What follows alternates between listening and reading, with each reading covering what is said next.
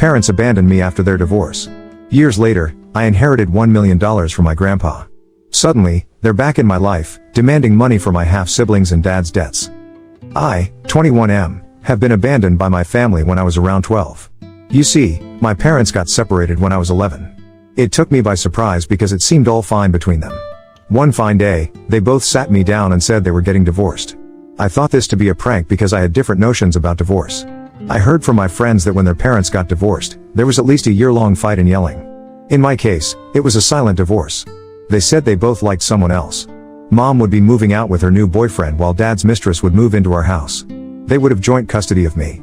Since both mom and dad would be put up 2 miles apart, I could shuffle between them weekly. I didn't know what to say. Rather, I didn't have any say in that. My family was splitting apart and all I could do was sit and sob. My parents assured me that I would be their topmost priority. They both promised all sorts of things, like getting me the latest video games, taking me on vacations, and getting me anything I wanted. I wish I could make them understand that I didn't want any of those things. I just wanted to live with them in the same house as a family. It was too tough for me to see mom packing her stuff and leaving the house and watching dad's mistress unloading her truck and setting my parents' bedroom as hers. It was too tough for me to see mom packing her stuff and leaving the house and watching dad's mistress unloading her truck and setting my parents' bedroom as hers. Mom and dad got separated on good terms. Stepmom had twin boys, almost of the same age as mine. They both hated me in the same way I hated them. My mom's boyfriend had a daughter from his previous wife, but she was living with her mother. I thought of spending more time at mom's. But soon after she moved out, she got pregnant with her boyfriend's baby and it all got so weird and complicated. I felt like I was not welcome there. Mom's husband got uncomfortable to see me. They would get into PDAs in front of me and I hated it. In my dad's house, I felt the same way because my stepmom and her sons hated me.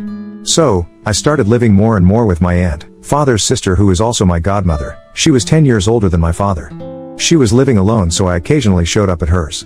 After a year of shuffling between the 3 houses, I permanently moved in with my aunt. It took more than 3 months for my parents to realize that I had moved in with aunt.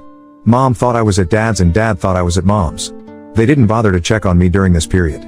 They both were so busy with their family that they forgot I existed. My aunt was a real savior. She made me feel loved and wanted. I worked there after my school. I also helped her in household chores, taking out the trash and even running groceries for her. It was fun living with her. Meanwhile, my parents forgot they have a son. They even forgot my birthdays. Only when aunt reminded them, they would call and say they love me so much. Sometimes, I heard aunt calling and informing them that I was sick, but none of them showed up. Even on my school's graduation day, none of them showed up. It was my aunt who was there to cheer me up. When aunt called them to school about their negligence, they would call me and apologize to me. I grew so resentful of them that I stopped answering their calls. Eventually, they stopped calling me. They would now lay the blame on me that I had grown rude and was not answering their calls. I said, if you guys want to have a blame game, so be it. I'm not gonna let that affect me. I don't want you guys in my life. After school, I went to uni and moved out from aunt's place. I still visit her every few months. I ensure to show up at her birthdays and holidays because she has also gotten attached to me in all these years. I'm in my final year at uni. 3 months back, my grandpa, father's side, passed away. It was a terrible moment for both me and my aunt.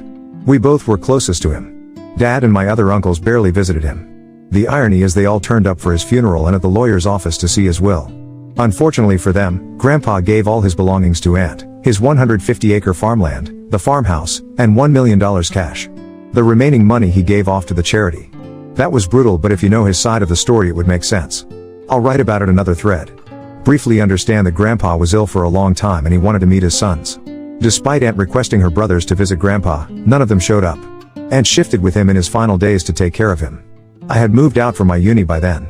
After getting the possessions of the property, aunt called me home. Her house is what I call home. She told me she would be giving me that $1 million Grandpa had left for her.